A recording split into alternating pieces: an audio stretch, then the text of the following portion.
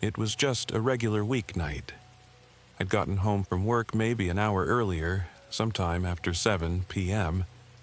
Nothing special was happening. I was throwing together a quick dinner, just a chicken breast and some frozen corn. I had just finished cooking the chicken and was draining the corn when I heard it, this faint scraping sound echoing through the house. It wasn't loud, quick, almost dismissible, but something about it made me flinch. It didn't sound like the usual creaks or pops you'd expect from an old house settling. Still, I brushed it off. Figured it was probably just something structural I hadn't noticed before. Then it came again. Same sound. A little longer this time, almost vibrating through the drywall. It didn't make any sense. I plated my food and walked toward the front of the house, pausing near the door to listen more closely. I stood there for maybe half a minute. Nothing. Just silence. So I went back to the table and started eating, not thinking much of it beyond some weird house noise. After dinner, I settled onto the couch, flipped on Netflix, and tried to relax. But that sound, it kept happening. Over and over. Same scraping, dull and distant, but relentless. Eventually, I got so irritated that I shut off the TV and sat in silence, trying to figure out where it was coming from. The next time it happened, I could tell. It was coming from upstairs. Still not really scared, just frustrated, I walked up to the second floor. I stood at the top of the staircase, waiting for it to happen again. A minute passed. Nothing. So I started checking each room. Everything looked fine, nothing out of place, no broken windows, no sign of anything strange. But the confusion was starting to turn into unease. I went back downstairs, put on my sneakers, and stepped outside. The night was still. No wind, no movement. I walked around to the side of the house where there was a tree I suspected might be the culprit, but the branches weren't even close to touching the siding. I stood there, baffled. This had started out of nowhere. Why tonight? Frustrated and tired, I circled around to the front. That's when something caught my eye, a faint glimmer of light in my peripheral vision. I stopped and turned. It was coming from one of the upstairs windows. I walked further down the driveway to get a better view. That's when I saw it. A small beam of light moving around inside the attic window. It wasn't a bulb or fixture. It was moving, like someone was walking around up there with a flashlight. My stomach dropped. I froze. Someone was in my attic. I stayed in the front yard and called the police, never taking my eyes off the window. The beam of light continued sweeping slowly across the room until it suddenly stopped. Then it turned and pointed straight at me. It held for a few seconds, then vanished. A few moments later, I heard heavy thudding from above. I panicked and bolted across the street to my neighbor's yard, frantically explaining what was happening to the dispatcher while keeping my eyes glued to the house. Everything went still. Quiet. Too quiet. When the officers arrived, they did a full sweep before bringing me inside. They found multiple shoe prints in the attic, confirming that someone had definitely been up there. They didn't find anyone still inside, and thankfully there was no damage or signs of long-term occupancy. What they did find were strange carvings in the wooden beams. Nothing specific, just odd, scratched-in lines and symbols. The officers believed it was likely just a group of teenagers messing around, trying to scare someone, or maybe using the attic as a temporary hangout. They guessed whoever it was had climbed up onto the roof and slipped in through the attic window sometime during the day.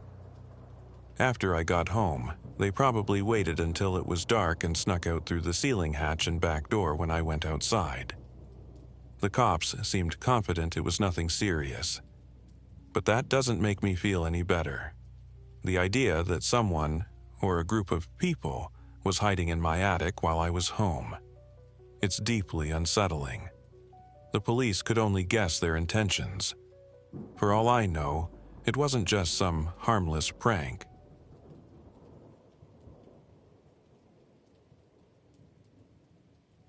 I grew up in a quiet, middle-class neighborhood. We had a comfortable, modest house, and life was about as ordinary as it gets. When I was 7, we adopted a small dog, Max. He became my shadow, my best friend, and my constant source of comfort. As I got older, I started spending more time at home alone. But with Max by my side, I never really felt alone. I never felt unsafe. He made everything feel okay. That changed when I turned 15. That summer, my family sold our old home and moved about 20 minutes away to a smaller place nestled in a heavily wooded area. It felt remote, surrounded by trees, and far from anything familiar. Not long after we moved in, Max passed away from old age. Losing him hit me hard. I was grateful school was out. I needed time to process it without having to pretend I was fine. We all grieved for a few days, and then life just resumed. My parents returned to work, and I stayed home during summer break. But the silence in that house was different now. He wasn't there. And for the first time in my life, I felt the weight of being alone. The house itself didn't help. It was a single-story home with a straight-line layout. Walk through the front door and you hit the living room and kitchen, followed by a long hallway lined with 2 smaller bedrooms on the side and my parents' room at the very end. Every day since Max passed, I had made it a habit to walk down the hall and shut every door. Something about seeing them open just unsettled me. That morning was no different. After my parents left, I went through the hallway, closing each door like always. When I got to my parents' room, I shut the door behind me, but I didn't hear the familiar click of it latching. I turned back and pulled it again, this time closing it firmly. Click. Satisfied, I returned to my room, closed the door, and put on my headphones. I spent the next couple of hours glued to YouTube, completely zoned out. By 9 a.m., I was getting hungry. I took off my headphones, stretched, and opened my bedroom door to head to the kitchen. As I stepped into the hallway, something caught my eye. At the end of the hall, the door to my parents' bedroom was wide open. I froze. I stared down the hallway, barely breathing, trying to listen, really listen, for any sound of movement. But the house was dead silent. I was certain I'd closed that door. I'd heard it click. It couldn't have opened on its own, which meant someone had opened it. I didn't know what to do. I had no idea where this person could be now. Any of the rooms, really. I kept quiet, slowly backing toward the kitchen. Every part of me was on high alert. I grabbed the largest knife I could find from the drawer, one of those thick-handled steak knives, and gripped it tight. It didn't help much, but it was better than nothing. I carefully checked the living room, then the dining area. Everything looked untouched. Still on edge, I crept back down the hall toward the spare bedroom. The door creaked loudly as I opened it, making me wince. Inside, everything appeared normal. Exactly how I'd left it. Nothing moved, no one hiding. One room left. My parents' bedroom. I hesitated at the threshold, staring inside. From the doorway, I could only see part of the bed. The rest was hidden. My grip tightened on the knife as I stepped in, trying to steady my breathing. The room was still. Nothing seemed off. I even crouched down to check under the bed. Nothing. I started to relax a little until I stepped around to the other side and noticed something odd. A small smudge of dirt on the carpet. Before I could react, a soft thud echoed behind me.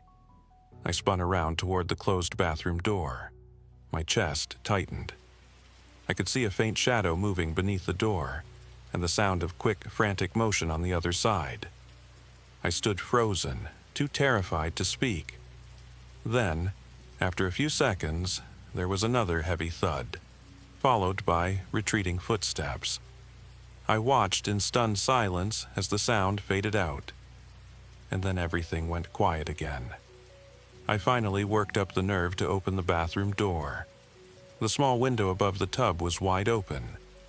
I shut it, locked it, and backed away, heart still racing. I grabbed my phone and ran back to my room. I don't know why I didn't call the police right away. Maybe I was scared they'd think I was overreacting.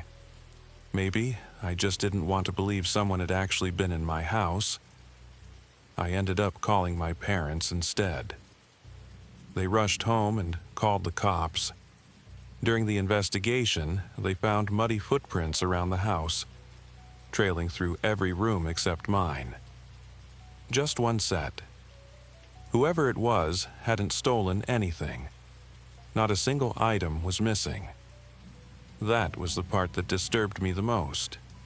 It wasn't a burglary. This person had come in for some other reason, something I still don't understand to this day. A few months later, we moved again. Not specifically because of this, but it definitely didn't help. I'm in my 20s now, and I still think about that morning sometimes. What would have happened if I hadn't been wearing headphones? What if I'd heard the person come in? Would I have caught a glimpse of them? Or would they have known I knew and reacted? I'll never know. But I'm grateful it ended the way it did, even if I still don't sleep well when the hallway doors are open.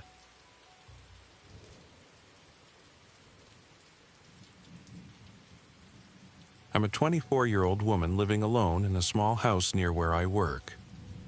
It's not much, but it's quiet, and it's close to the office, so it's always suited me just fine. Nothing like this had ever happened to me before, but ever since that night, I've been a lot more careful about who I trust. It was a typical Friday. I came home from work, made myself something simple for dinner, then curled up on the couch to unwind with a movie. I liked staying up a little later on Fridays, but that didn't always go according to plan. I ended up dozing off halfway through the film. A loud, unfamiliar ping jolted me awake. It was my phone. Some kind of notification I didn't recognize. Groggy, I reached for it on the coffee table and squinted at the screen. It was a Facebook message. Weird, I barely used Messenger.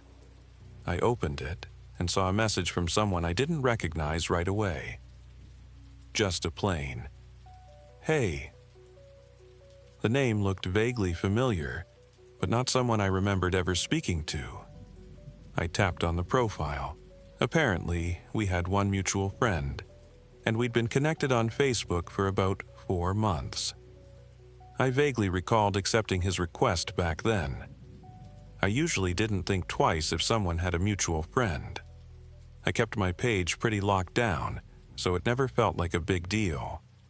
I typed back a simple "hi," just being polite, though something about the late hour made me hesitate. Almost instantly, the typing bubble popped up. A new message came through a second later. "I love that movie too. We should watch it together." I froze. My head turned slowly toward the living room window. I couldn't see anything, just blackness outside. But someone was clearly watching me. My skin went cold. How long had he been there? Was he watching before I even fell asleep? Another beep, another message. I couldn't bring myself to pick up the phone. I just stared at it lighting up again and again, heart pounding, unable to move. Then came the doorbell. I jumped like I'd been electrocuted. Tears started welling up in my eyes. I reached for my phone and immediately called 911. Through shallow breaths and panic, I explained everything to the dispatcher. She told me to go somewhere safe and lock myself in until officers arrived. They were 5 minutes out. As I ended the call, more messages started flooding in. I turned my phone on silent, but not before seeing a handful of them, each one worse than the last, all caps, aggressive. Open the door. Over and over again. At least a dozen messages.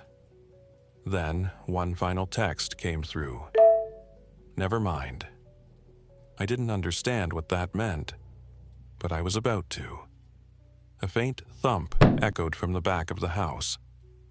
I stood frozen, trying to pinpoint where it came from. Another bang followed, this time louder, closer, coming from the hallway near the kitchen. I realized it was coming from the basement. Panic surged through me. I bolted to my bedroom, knife-sharp fear taking over.